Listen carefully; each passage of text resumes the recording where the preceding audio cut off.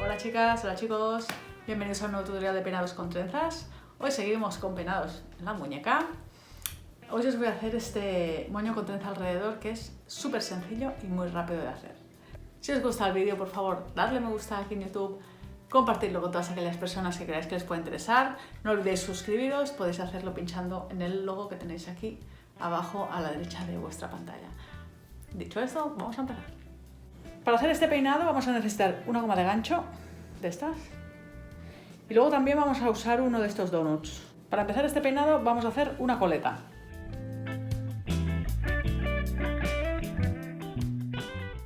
Ahora cogemos el donut,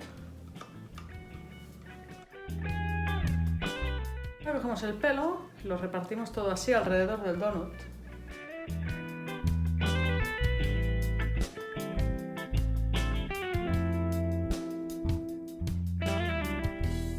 Y ahora cogemos una de estas gomas y lo ponemos alrededor, así.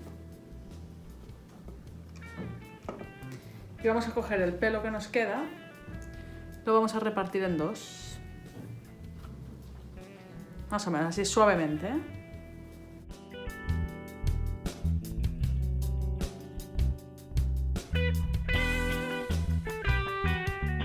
Con cada uno de estos dos lados vamos a hacer una trenza.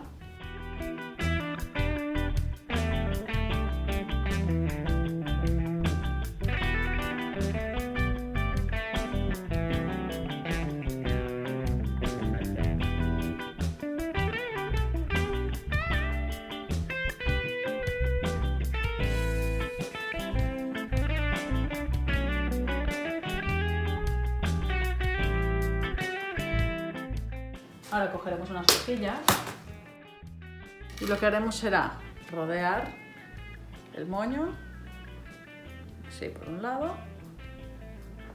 Vamos a poner aquí unas horquillas para sujetarlo.